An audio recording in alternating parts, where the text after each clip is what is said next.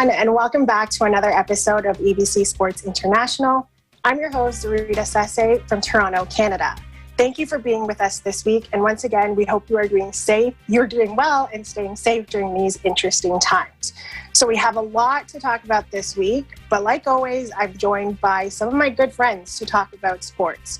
So if you joined us last week, you would know that my aim is a Canadian domination. And once again, this week, it's happening. It's happening, you guys. So first, we have the one that I share my last name with, Mr. Albert Sesse. Oh, Canada. Happy to be here, guys. And then, of course, we have my EBC partner in crime, Adrian Pangilinan. Hey, guys. Thanks for having me back. EJ, are you ready to pledge to the Maple Leaf? And of course, we have the last man standing from south of the border. Congratulations, right. EJ Gonzalez from Alexandria, Virginia. The takeover is not happening today. Not today. But I'm happy to be here with you guys. The guys, my neighbors up north. Excited to talk sports with you guys. You say that now, EJ, but you're rocking that red and white. So we'll see. No, it's red, white, and blue. Red, white, and blue, a little bit of green. Okay, sure. You tell yourself that. So, again, we want to remind you that we are by no means experts in anything that we talk about. Rather, we're just a good group of friends who love to talk about sports. So, with that being said, before we jump into our discussion, we do have some updates from you regarding some sports news that made headlines this week. So, starting off with Adrian with some updates about NBA All-Star. Thank you, Zarita. The NBA unveiled the list of reserves for the 70th annual All-Star Game, which will be played on Sunday, March 7th at State Farm Arena in Atlanta, Georgia. The night will also include the Skills Challenge, the three-point contest, and Slam Dunk contest, which will take place at halftime of the All-Star Game, which starts at 8 p.m. Eastern. In the Eastern Conference, the pool of reserves includes Jaylen Brown of the Boston Celtics, James Harden of the Brooklyn Nets, Zach LaVine of the Chicago Bulls, Julius Randle of the New York Knicks, Ben Simmons of the Sixers, Jason Tatum of the Celtics, and Nikola Vucevic of the Orlando Magic. The latest update is that the Indiana Pacers forward Domantas Sabonis will be selected as a replacement for the injured Kevin Durant, who's out with a hamstring injury.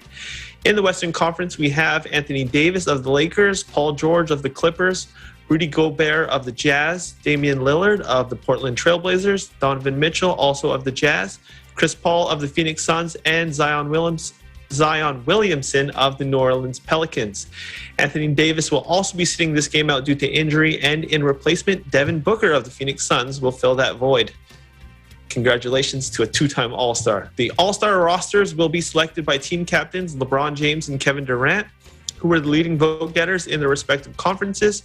It's yet to be determined if Kevin Durant will serve as team captain because of his injury, but Giannis Antetokounmpo would serve as a fine replacement as he is the next leading vote-getter in the East.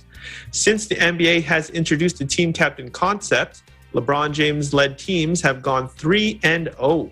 Let's see if he can continue that winning streak on March 7th. Sarita, back to you.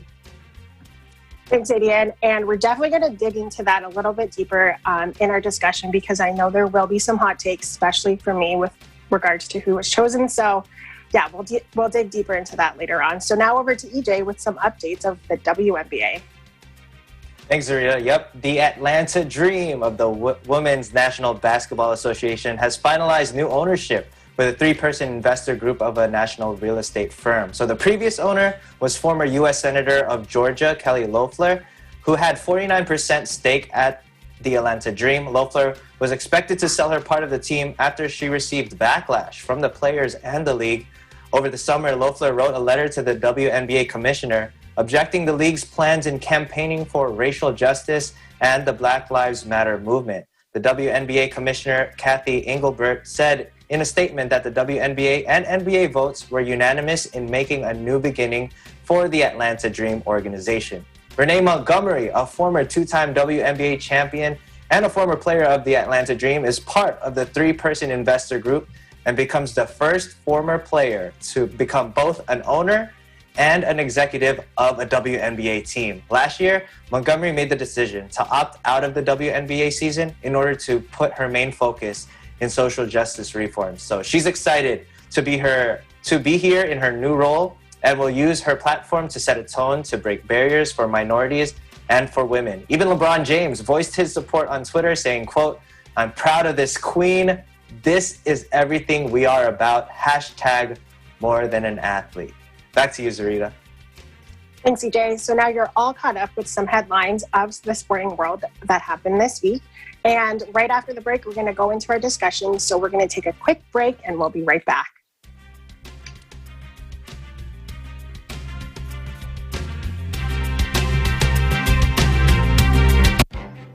Events happen around us all the time, in our community, in our country, around the world.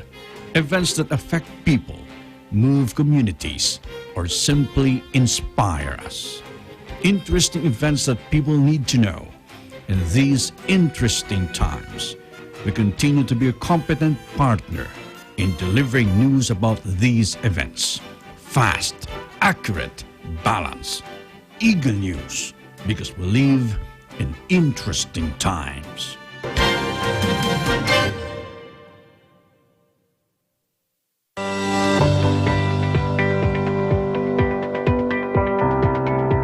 Ito'y ikaw, magkalaseryo.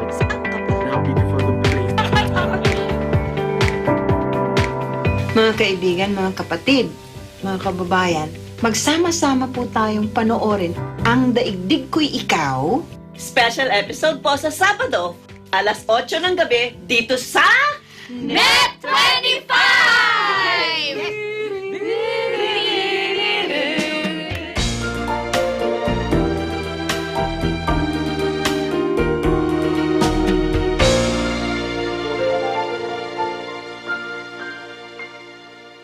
This 2021 ang babago sa inyong kapagkainan dahil may kantahan, kainan at katatawanan!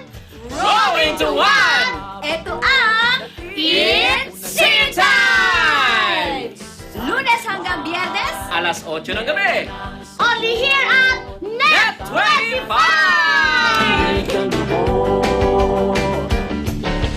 It's singing time!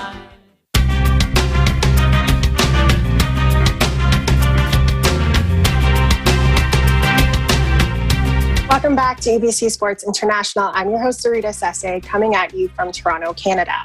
So jumping right into our discussion this week. So earlier this week, we actually received some tragic news that one of the greatest athletes, some may even say of all time, Tiger Woods, was involved in a single vehicle accident in the early hours of Tuesday morning.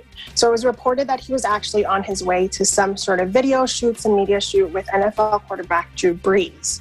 So we now know that Woods suffered significant injuries to his legs, including shattered tibia and fibula of his right leg, as well as several injuries to the foot and ankle, which did require some screws and pins. So I want to get your initial reaction on this. Let's start with you, EJ. What were your initial thoughts when you heard about this? I know you're a big golf guy, so what were your initial thoughts? Yeah, it's crazy how much I've grown to love golf over, the last couple of years. Like, basketball's been the love of my life, right? But then golf just, as I got older, I just appreciated golf so much more, and I appreciated what Tiger Woods has done a lot more. So this one really scared me, especially after just a little over a year when we received news of Kobe Bryant and his tragic incident. And it just brought me to that. When I heard the news about Tiger Woods, I panicked. I thought of the worst.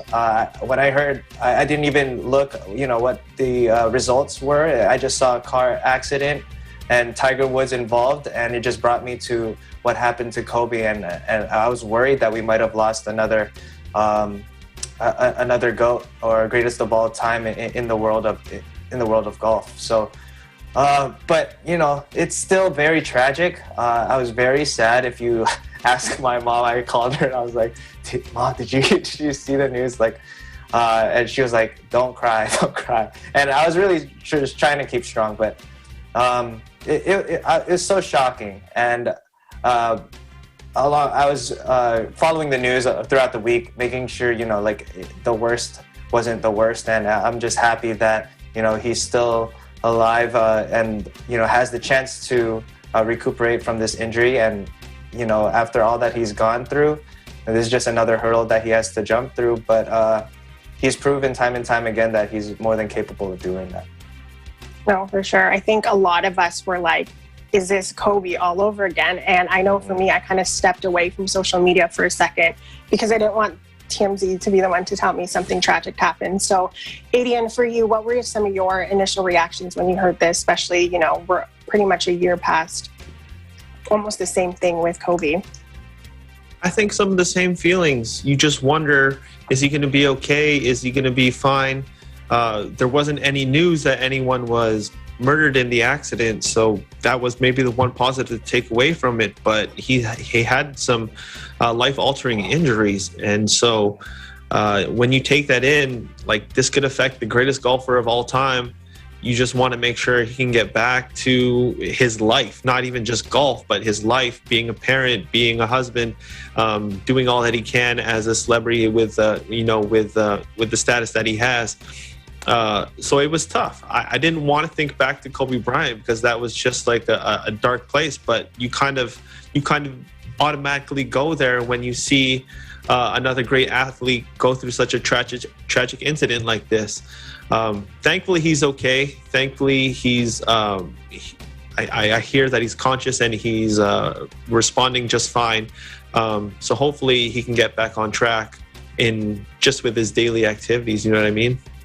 No, for sure. And correct me if I'm wrong, but I know from an injury standpoint, breaking a leg, typically it heals well, sometimes better. Mm-hmm. But I mean, if anyone was to come back from something like this, who better than Tiger Woods, right? But Al, what were your initial thoughts when you heard about it? You're a big golf guy too, so what were some of your thoughts? Yeah, it was tough not to draw parallels with regards to what happened with Kobe Bryant as well too. You're like, it's an accident that happened in California, and we're talking about the man who sort of changed the sport of golf, who made it cool, who made it marketable. The initial thoughts were more geared towards his life as a human being versus him as an athlete. Immediately, you think about his role as being a father. Earlier the last year, we were seeing images of him and Charlie on the golf course, and you can't help but feel for him. It's like, yes, these guys are put on a pedestal, but at the same time, at the end of the day, they are human beings. And to see Tiger, who's, he's already gone through so much, like what EJ said, it's another hurdle for him to have to go through, and it's you feel for the guy, and you wish him all the best and a speedy recovery for sure. No, absolutely. So, of course, with golf, so much of that skill and power does come from the lower half if we're talking about kind of the plyometrics or the biomechanics of the sport. So, EJ, a lot of doctors are saying this might be it for him. Like, he's gone through so much already. This might be too much. So, do you see him coming back from an injury like this? Right. So that was another thought that came through my head, right? It was like, would we ever get to see Tiger play another round of golf and break the record for the most PGA championships ever? And that was something that I would want to see him come back for and get that win. I mean, when he won the Masters in 2019, nobody thought that he was going to be able to do that again, and he was able to do it. But again, now that I know how to play golf, and very badly at that, but yes, the lower half of your body you use, and it's not all arms, and it's a game of inches, as Mike would say, and every part of your body, it matters in a golf swing. The good thing is it's not super athletic, right? Like, we see a lot of older professional golf players go to with such a long career. And that's what we're hoping with that Tiger was before this accident, that we'd still see him for many, many years. But right now, it's kind of hard to. I think it's selfish to think of it for the game, for the sport, right? I think since he's alive, he still has the opportunity to play, to teach his son. I think that's something that we could still appreciate, even if he doesn't come back to golf. I just hope that he's healthy, makes a healthy recovery, especially now with the open wounds. They're saying that's a very big risk for infections, so they're keeping a very close eye on that. And those infections can be life-threatening. So he's not over it yet. He still has a long way to go. And that's the first thing that we have to think about is his health before his return to sports, I think. Absolutely, just him as a human being. So I know I can speak for the whole panel when I say we do hope that Tiger Woods has a speedy recovery. And like I said earlier, if anyone can make a comeback, it's obviously Tiger Woods with everything that he's gone through. So moving on to some basketball talk. So like Aiden reported earlier in the show, the NBA All-Star reserves were announced this week. So keep in mind that it's the NBA coaches that do vote for the reserves. So we'll start with the Western Conference. Aiden already listed this off, but Anthony Davis, replaced by Devin Booker, Paul George, Rudy Gobert, Damian Lillard, Donovan Mitchell, Chris Paul, Zion Williamson. And then for the Eastern Conference, you have Tatum, you have Brown, Harden, Levine, Randall, Simmons, Vucevic, and then Sabonis, who is replacing KD. So let's get right into it, but with the list that was made prior to any of the replacements. So that's the first take that I want to go through with you guys. So Adian, prior to the announcements of who is replacing who, what were your initial thoughts? I'm okay with it. I think there are a couple debatable spots. You look at maybe the weak link in each conference with the West. I was a little questioning why Zion Williamson got the nod, but it's an all-star game and he deserves it. He had a better second part of the first half of the season, if that makes sense. He didn't start out well, but he started to play better as of late. But overall on that team, if you were going to choose an all-star, I would have thought it would have been Brandon Ingram. He would have been a two-time all-star. And I'm a little disappointed that Mike Conley didn't get the pick, but who are you going to choose him over? Donovan Mitchell? Probably not. So I just think as much as we would like to see the players we like, who do you choose to not make the all-star team, right? There's only 12 positions. We have to choose somebody that will not be on the team. And from the way I see it, everyone is pretty deserving. In the East, though, Nikola Vucevic, I know that's a name that you're not too fond of. I'm a person who believes that you should reward winning, and because he's on a losing team, the Magic are not in a playoff spot. I didn't think he deserved it as much as, say, Fred VanVleet or Bam Adebayo or a Jimmy Butler or something like that. I shouldn't say Jimmy Butler. He hasn't played enough games. But other than that, I can't be too mad. I didn't like that Boston Celtics got two All-Stars. I get why. Tatum and Brown are big names, but two All-Stars really for a team that's barely hanging on to a playoff spot? Come on now. I also think for the Celtics, they kind of fell off in the latter half too. But again, like you said, it's Tatum and Brown. So it's kind of those, you take your chances with those big names. So EJ, I know we offline had a discussion about Vucevic versus Sabonis. So in terms of selections of these players, how much would you consider a winning team who is a playoff bound team compared to individual stats? How much do you think it weighs? Right. For all-stars, though, I think we are rewarding the players on their performance, right? Like, I think it's not their fault if their team isn't like a contending team or like in a playoff spot. If they're still producing big numbers, like they're doing as much as they can for the team to be relevant. So I think you do have to reward based off of performance and not the record of the team.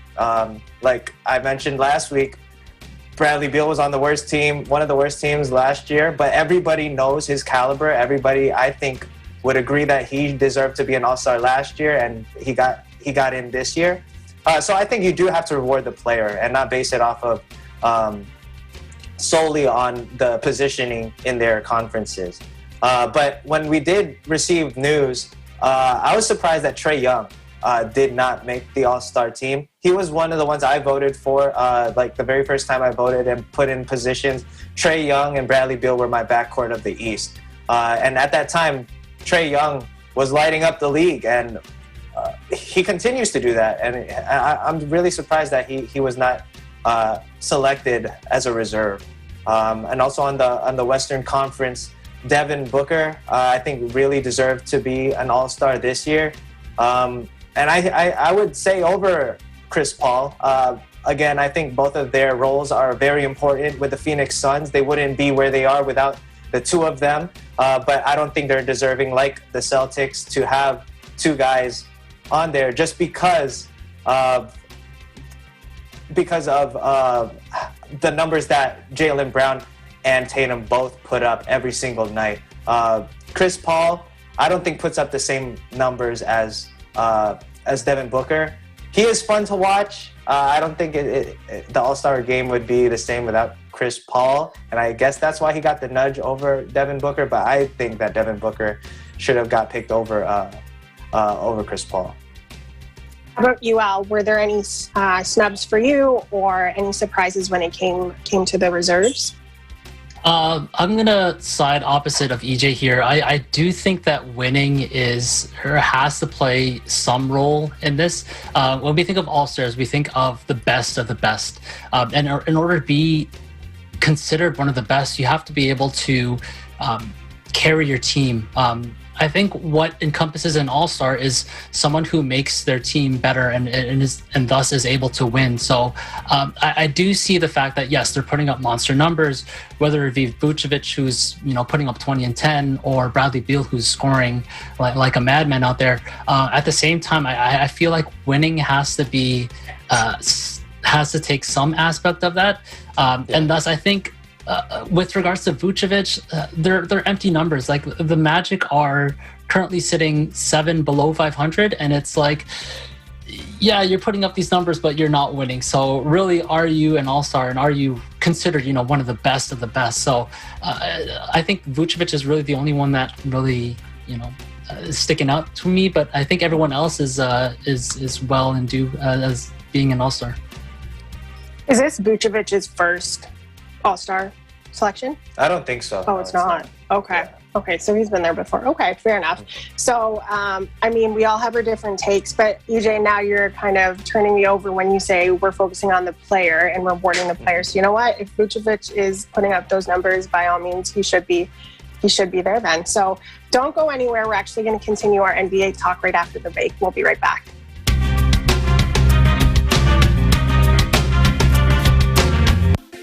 Factual. We have to defeat the virus everywhere. Timely information. Balanced. Not only in the country, but also abroad. I'm certain of one thing. Interviews that people need to know. Watch Aguila Pilipinas. A 1-hour newscast of reports coming from regional hubs in Luzon, Visayas, and Mindanao. Know the important updates in Asia in ASEAN in Focus.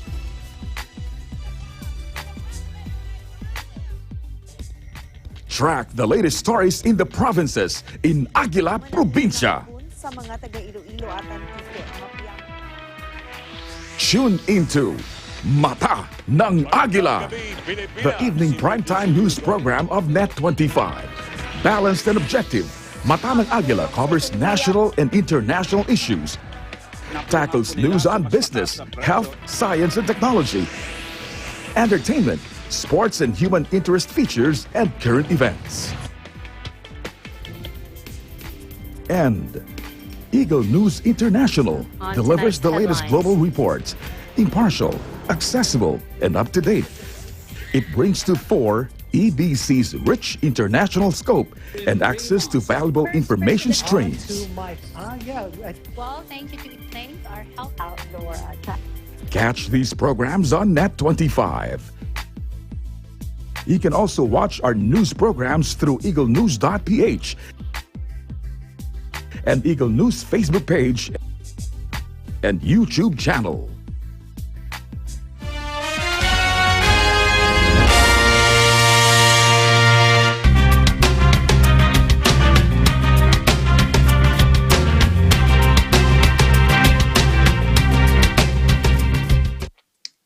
Welcome back to EBC Sports International. I'm Zarita Sese. So prior to the break, we were talking about NBA All-Star, and usually the NBA All-Star break is a signal that we're halfway through the NBA season. So with that being said, I want to do a little bit of an NBA mid-season check-in to see if our takes from earlier in the season has changed. So we're going to start with the East. So you have the 76ers and the Nets topping it off. If playoffs were to happen right now, you then have the Bucks, you have the Pacers, you have my Raptors who are climbing up, you have the Knicks, Bulls, and Hornets securing a spot.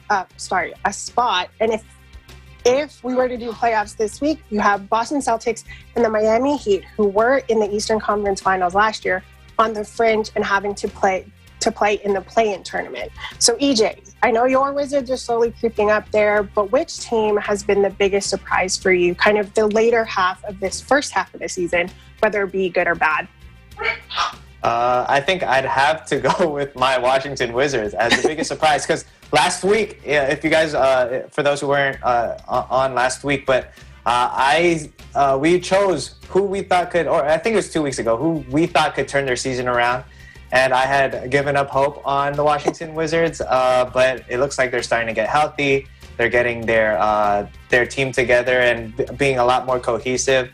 And they have been winning some impressive games as of late. 6-1 in their last 7. They did lose to the Clippers. They got punished in the first quarter, but in all these victories, they were down by some big deficits. Once at 20, once at 17, once at 14, and they're able to still come back in the third quarter and eventually win the game. And some of those wins go against like the Celtics, the Lakers in overtime, and we beat Denver Nuggets twice by 2 points in both of those games, but they came out victorious. Last night's game was hilarious, but we lucked out by the mental lapse of Denver not going for an easy layup on a fast break to tie the game and send it to overtime. But I am not complaining. The Wizards are starting to look healthy. Bradley Beal, honestly, I didn't think he could keep up his scoring pace, and he's still leading the league in points. Russell Westbrook is still averaging triple doubles out there. And the best part about it is that it's actually turning into wins. So that's the most important thing. And I think the Wizards are right there, only 2.5 games back from the 10th or 9th spot, 2 games back from the 9th and 10th spot, and 2.5 games from the 5th to 8th spot. So they are still in it, and they could turn the season around. I'm changing my my take again for the second or third time this year. Wizards can make it. Come on. Yeah, it was a matter of the Wizards actually stringing those wins together to make some movement in the standings. So I'm happy for you. If my Raptors can do it, your Wizards can definitely do it. Adian, what about you? What are your surprises, whether good or bad, about the Eastern Conference so far? Yeah, I think it's got to be the Celtics and the Heat. I think we all kind of penciled them in as playoff teams, and they would probably be finals contenders considering that they played in the Eastern Conference Finals last year, but they just haven't played up to par, whether that was due to injuries or maybe COVID protocols and players missing games. It's just been a really weird season altogether, and I think that's why you see so many teams jumbled up in the East between like the 4th seed all the way up until the 13th. It's crazy because any little health concern can throw off an entire team. You look at the Wizards and how much they struggled early. Most of that was because of COVID. Most of that was because Russell Westbrook couldn't play back-to-back games. And so I feel like the teams that are most successful this season are the healthiest teams, the teams that have been able to follow protocols, that have been able to stay out of any kind of health concerns. That being said, the Nets have not been that healthy team. They have not been consistent with players playing, but they are still number 2 in the East. I think that's unbelievable to me because, that's not surprising to me because they have really, really good talent. I mean, you put Kyrie Irving, Kevin Durant, and James Harden on the floor together, they're going to raise your floor significantly. And I wouldn't be surprised if they end up with the 1st seed by the end of the season. And as far as the Sixers go, I don't think anybody would have predicted that Joel Embiid would have had this good of a season. I always have been a fan of Joel Embiid's. I'm a big fan of post players, and he's bringing back the big men in the league. We'll see how far they go. But I didn't expect them to be 1st seed, but I can see them finishing somewhere in the top 3 still. For sure. So I actually have the same surprises when it comes to Boston and the Heat. I think Boston, too, though, they did experience a lot of COVID-related issues of canceling games or players, especially star players, not being available for them to play. But Al, I'm going to throw this question to you because there wasn't a lot of noise with these teams in the offseason. So technically, they're not all that different from the teams that went into the Eastern Conference Finals. Why is it such a drastic change this season for them? I think it was what Aiden alluded to with regards to these two teams specifically in the bubble. They're the two teams that represented the East in the Eastern Finals. The fact that there's all this travel now and COVID is so much more rampant than what it was in the bubble. You see these teams sort of suffer. With regards to the Celtics, I'm not too sure what's going on because again, they're pretty much the same team minus, a couple of fringe players that were part of the playoff run. It's confusing to sort of see where they're at and where they were before. But with regards to the Heat, I mean, Jimmy Butler being out was a huge part of it. Him having multiple triple-doubles. I think he's already passed Dwayne Wade in amount of triple-doubles in the short time that he's been a member of the Miami Heat.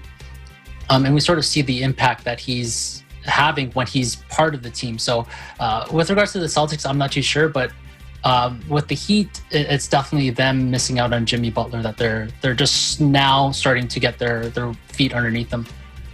Yeah, no, for sure. And I think taking out any star player like that in a shortened season will have huge impacts. But a question that I did want to throw out to you guys is something that I've noticed. I don't know if you've noticed it too, but there seems to be a pattern where the top tier teams don't have these breakouts, minus the Boston Celtics with COVID. EJ, do you think that's coincidence? Do you think that's team morale, team discipline when it comes to looking at the teams that have had these outbreaks compared to, let's say, the Lakers, who haven't had an outbreak? Is that because of the discipline of, let's say, LeBron James, who might be down everyone's throats about what they're doing? Do you think that has an impact? I definitely do. When you make that point, I think that does play a role in the discipline within the team, right? If you're having a dysfunctional team, I think it is a little bit more possible for them to, have an outbreak. But when you think about the Los Angeles Lakers, how serious that organization has always been, and yeah, we haven't heard any news on outbreaks. Or like the Clippers. Right. And you think about it, right? LA has been one of the leading cities in COVID numbers, right? Like we talk about that in normal news, like California and Florida, some of the biggest states that have the largest numbers. And, it's surprising that both the Clippers and the Lakers, who share the same stadium, are not having the outbreaks. That's pretty impressive and surprising. Yeah. And I do think it is based off of discipline. Yeah, I was just food for thought. I thought it was interesting when you kind of compare it what teams are actually suffering from this. But I know we talked about this pretty much every episode that we do. But Aiden, who do you think has the best shot at beating a Western Conference team and make it to the finals based on what you're seeing from the Eastern Conference right now? I think the obvious answer is the Brooklyn Nets because of their firepower. But if I were going to pick a dark horse team, maybe not really a dark horse team, it's got to be the Sixers. They got Joel Embiid, who kind of neutralizes Anthony Davis, and Ben Simmons, who's one of the best perimeter defenders in the entire league. So I think they match up well when you surround those two with shooting. They're a pretty good team. They're first in the East right now, and I don't see why Joel Embiid cannot continue this play into the playoffs. There have been past playoff appearances where he might not have shown up. For example, last playoff series against the Boston Celtics. But I think that's more so Brett Brown's fault. And now the Sixers have like a proper coach. I do expect them to make some noise and possibly get to the finals. I don't know how the Nets guard him. How do the Nets guard him if they were to potentially meet in the Eastern Conference Finals? I think that's yet to be seen. That'll be an interesting matchup, and definitely for the Lakers too. It's interesting that every time we talk about a potential Western Conference team team coming out, we always assume it's going to be the Lakers. And so a team has to be able to guard a big. But let's say the Clippers, Adrian, I'm going to throw it back to you. Let's say it's the Clippers going into the finals. Do you think then the Nets are better suited to go up against them? I think so. I think to beat the Nets, you have to have a really dominant big man presence because that's their weakness right now. That's not to say they'll adjust or fix that team need later on in the trade season. Anything can happen. We all know that with the buyout candidates and everything. But right now, I think the best way to punish the Nets would be with a big man. So I do think the Nets have the advantage over most teams in the league. Just because of their pure scoring power, firepower, I should say. Kevin Durant, Kyrie Irving, James Harden, they're all closers, and many teams don't even have one of those. So when you got 3 against, only 2 on the Clippers, I feel like you just got to go take the numbers game right there, 3 versus 2. Yeah, no, for sure. So now looking at the West, so the Utah Jazz continue to sit atop the West and are currently 9-1 in their last 10 games. They're followed by the Clippers, the Lakers, Suns, Trailblazers, Spurs, Warriors, and Nuggets. And you have the Grizzlies and the Mavs chasing those play-in spots. So we'll start with you, Albert. From the Western Conference, who are your winners and losers at this point? I think right now, a dark horse winner, I think, would be the Golden State Warriors. They are pretty much the same team that they were last year. Yeah, they were pretty much the same team that they were last year, barring their best player's injury, Steph Curry.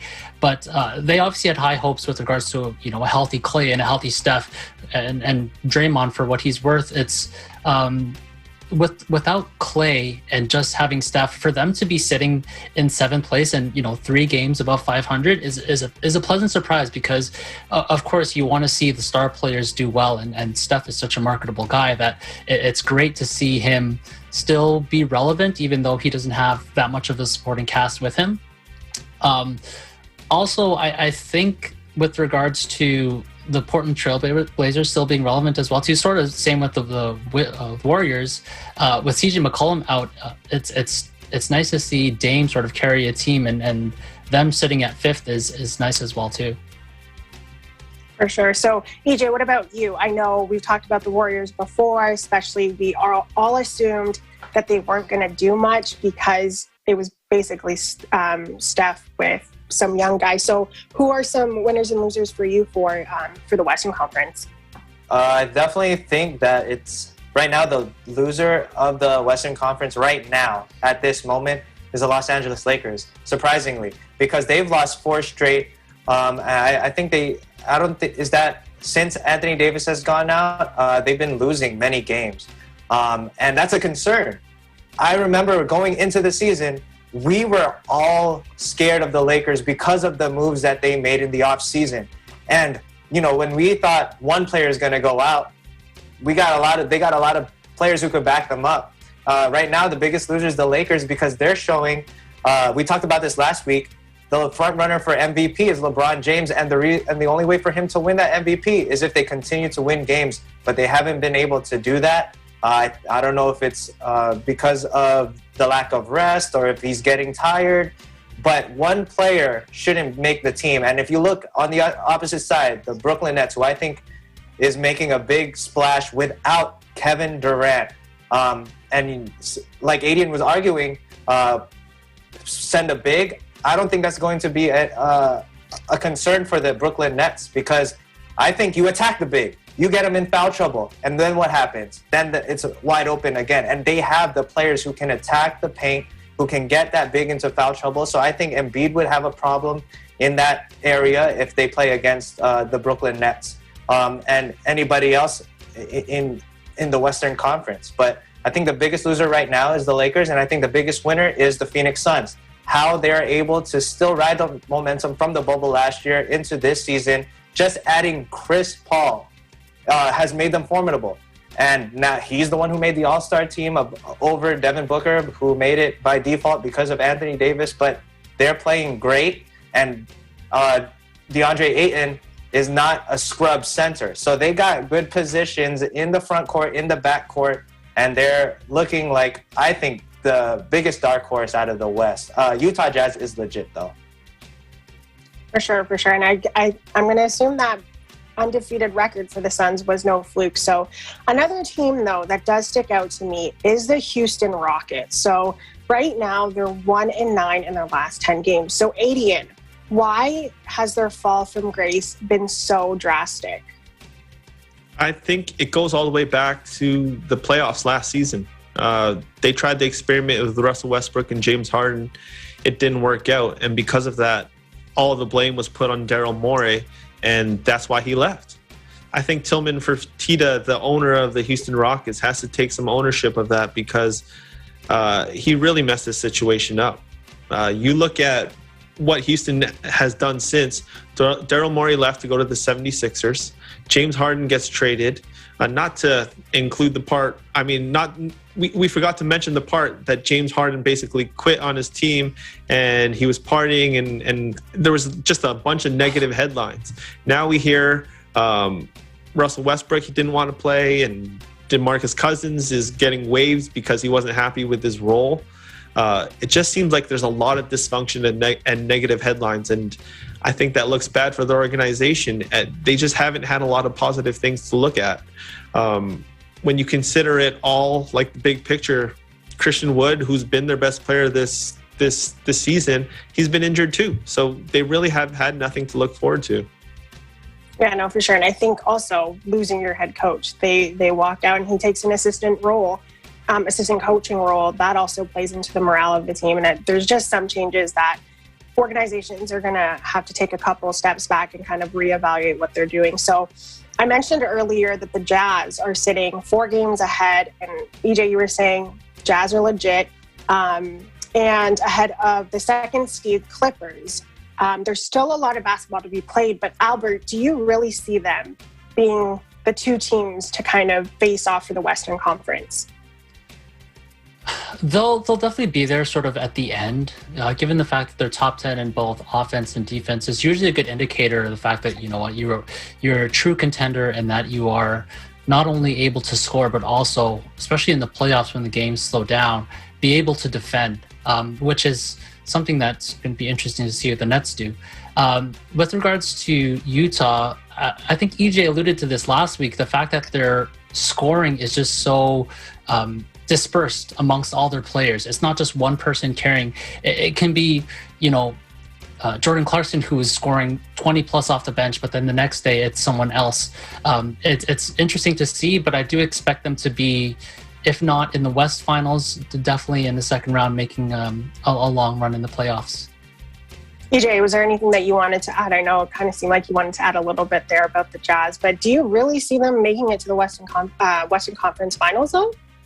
At this point, I have no reason to see why they wouldn't make it. They're playing great basketball, and they're the only team with only 6 losses on the season, and they have no signs of slowing down. So, for sure. So we always like to play What If on this show. So I'll make note of your guys' takes, and then once it comes time to collect, I'll be there to look for you guys. So don't go anywhere. We'll be right back. We're going to take a quick break.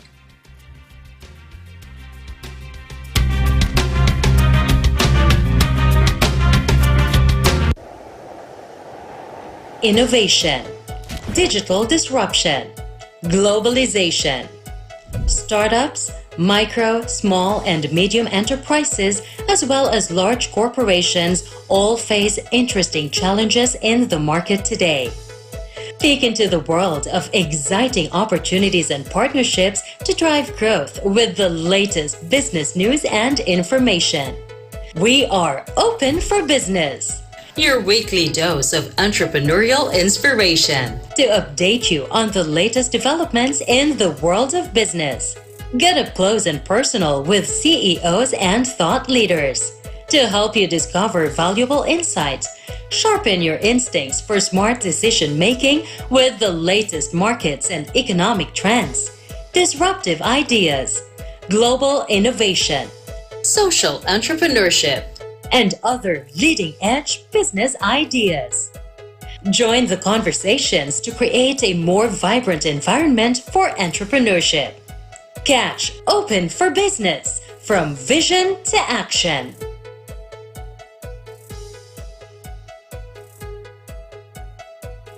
Lalangdamin po tayo sa impormasyon at idea tungkol sa kakao. Cacao consumption ay kasama na sa ating kultura. Hindi siya katulad ng ibang mga prutas natin na may season siya. Ito okay lang kahit anong season. Bumubunga siya. Napakarami pang pwedeng gawing produkto mula sa kakao. At pwede rin itong pagkakitaan. Maraming negosyo na pwedeng ma-develop from cacao. We saw the potential sa chocolate business. Gusto ko na rin siya kasi kumikita ako. Ako po, si Robin Padilla. At ito po ang unlad. Kagapay sa hanap buhay.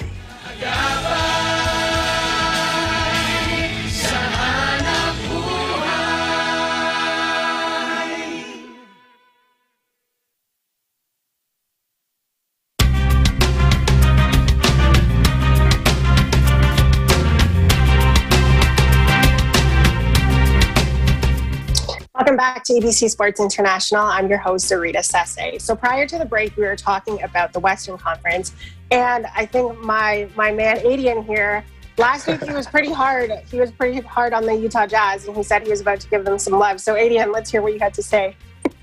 Hey, they're a good team. They're going to get you a lot of regular season wins the way they're built. I compared them to the Atlanta Hawks of 2015. I stick by that, though. And so that might sound like I'm throwing shade, but really I want to say, Utah, you guys have a team that you can be proud of. I mean, this team is a legit contender to make the Western Conference Finals. Not the finals, but the Western Conference Finals. They're a good team. They can shoot well. They can defend. They got Rudy Gobert playing the best. He might be a Defensive Player of the Year again. And what is that, 3 now? Oh, man, this team is clicking on all cylinders right now. I mean, they just lost tonight to the Miami Heat, but that's besides the point. They're sending their coach and 2 All-Stars to the All-Star game. I think they deserve the 3rd potentially with Mike Conley. But, what else is there to say about them? Utah Jazz. Go Utah. I never thought I'd hear you say that. Yeah, it sounds very different from that tone of last week. That's why I had to get you in there. So, anyways, moving on to our last topic here. Sorry, just lost my spot. So, sticking with basketball, of course, we love to talk about basketball. So we can all recall the rough times between Kawhi Leonard and his former team, the Spurs, when Kawhi felt as though he was seriously injured, however, felt like the Spurs weren't listening to him. So this turned into Leonard and his camp requesting for a trade, but the way that Kawhi was doing it was the biggest issue for a lot of people. So fast forward to just last week, the Warriors' Draymond Green shed light on how players were being treated in the league when it comes to trades. He made a very valid point, in my opinion, about a double standard that is seen within the league, as it was reported by ESPN's Adrian Wojnarowski that the Cleveland Cavaliers will be sitting Andre Drummond while they find suitors for him. The same thing then was done by the Detroit Pistons with Blake Griffin. So in a press conference done by Draymond, he actually just went on about it himself. No one asked about anything, but compared the situation to the way James Harden was treated throughout the requested trade, pretty much dragged by everyone, scrutinized for the way that he handled it. So, Adian, this one you might have a little bit of pushback, but I know you have once mentioned that you are all for player empowerment. So I want to get your thoughts. Do you agree with Draymond? Look, I think it's a complicated answer. I think the players have to fight for their rights as players to earn as much money as possible and for as much leeway from the league as possible. But as a fan, you hate to see it when a player decides to shut down his season and asks for a trade like a James Harden or a Kawhi Leonard. You want to see them play for your franchise. So selfishly, I would like to see them play and stay committed to the city that they're drafted by and not ask for any trades. But, then again, you see players stay on teams for seasons and seasons without the team ever looking after their best interest. I think the Clippers are the best example of that, when they had Chris Paul, Blake Griffin, and DeAndre Jordan, but they had an owner in Donald Sterling who never put the players first. And we saw all the trouble that he went through, and eventually the ownership went on to Steve Ballmer. But I think that's besides the point. I do like that the players are standing up for themselves. They deserve all the credit, but what is the solution here? How can we find a better balance between player and team? I think that is such a complicated answer. So selfishly, as a fan, I'm going to say I wish the players would just honor the contract, but it's more complicated than that. I'm sorry. Yeah, sometimes honoring the contract is not enough to get your point across, which I think is the case for James Harden. But EJ, do you agree with what Draymond said? I think he brought really good points to this. Do you agree? What's the perfect way to go about any of this? Yeah, I don't know. I think it's just two different situations with James Harden, forcing his way out, refusing to play, versus a team who's spoken to the player and saying, hey, we're not going to, we're going to move with Jarrett Allen as our center, so we're not going to be playing you anymore, but we're going to be looking for a trade so they can shut him down. And I think that's the right of the ownership, right? And again, you guys mentioned the contract thing. These guys are signing contracts and they're the ones on the contract saying when they become either a restricted free agent or a non-restricted free agent, right? So they know when it's their time to request or to leave the team if they're unhappy, right? So I think the team has the same right to sit a player if they don't think that, what are the Cleveland Cavaliers playing for anyway? I think it's a better situation for Andre Drummond because now people would actually want to grab him and make him a part of a team that he could play for and possibly contend, especially with the Brooklyn Nets, who have made news that they are going to be trying to target him. So, I think it's just a different situation. I don't know why Draymond was very sensitive about it at that time and point, especially when none of that's not happening anywhere, near Oakland. So, it's really weird timing on Draymond. But again, I don't see the comparison between how James Harden left, by forcing his way out and a team sitting a guy out after talking with him and making that decision. I don't know. Yeah, go ahead. Sorry, guys. I think ultimately the winner is the league, right? The league gets a lot of interest when players ask for trades because everybody goes to the trade machine and they try to make up their own trades for how they can land James Harden on their own roster. Everyone's a GM all of a sudden. Everyone's a GM all of a sudden. I think everybody will get more interested, aside from like the home team, when there is more drama, when there's more players circulating around the league. I think the league has no complaints about that because they like to see that. Bad press is good press, right? I think that's the saying. No matter what story is about the NBA, everyone's going to tune in. And lastly, of course, Albert, what are your thoughts on this? I know Draymond can sometimes say very interesting things. So what are your thoughts on these thoughts? Yeah, I agree with EJ here. It's like comparing apples to oranges, where on one side you have a guy who's, given up on his team, and on the other side you have an organization that has a mutual agreement with the player. Just imagine if Andre Drummond were to play and he gets injured, then what are they trading him for, right? So it's tough. Again, it's weird that Draymond was so heated about this when in such a player-driven league, it's tough to compare the two situations for sure. Yeah, so whatever team gets called out, they tend to change their ways. So we'll see how teams handle this in the future. But of course, it wouldn't be an EBC episode without our question of the week. So to end off our show, earlier this week, Kyrie Irving of the Brooklyn Nets posted a photo of Kobe Bryant replacing the current NBA logo. So I'm going to start with you, Adrian. If you could choose any player to replace Jerry West in the iconic NBA logo, who would it be and at what iconic pose? With more than 33,000 points, and to go by one of the greatest quotes of all time, Mr. Bill Russell, What these young bloods have to understand is that this game has always been and will always be about buckets. Therefore, my player I would choose is Kareem Abdul-Jabbar and the Skyhook. Oh, that would be a good one. That'd be a long logo, but yeah, that would be a good one. EJ, what about you? Yeah, it's tough. It's hard to not say LeBron James, especially how he's been able to change the league in this modern day. But another one who's changed this modern day basketball is Stephen Curry. So I think he would actually be a lot of young people's choice to make the new logo. Any shot of him shooting a three-point shot is that's exactly is when you think of right. Steph Curry, that's the pose you think of. It's just him pulling out from anywhere on the court. And Albert, what about you? What's an iconic pose you would use? I would have to go with the LeBron James classic hammer dunk here, with his arm all the way extended. It's just, you say LeBron James anywhere in the world, and people know exactly who he is and what he represents, and that's basketball. So I'm going to have to go with the LeBron James hammer dunk here. For sure. And I think for me, I jokingly said this to you guys, but it'd be pretty funny if it was Allen Iverson stepping over Ty Lue just for jokes, just to change things up, right? So actually, and that's all the time that we have for this week's episode. So on behalf of everyone on the panel, thank you so much for joining us this week, and be sure to tune in next week. Make sure to also visit our website, eaglenews.net and eaglenewslive.com. Like us on Facebook and follow us on Twitter at EagleNewsPH to join the conversation. From Toronto, Canada, I'm Zarita Sese. We live in interesting times.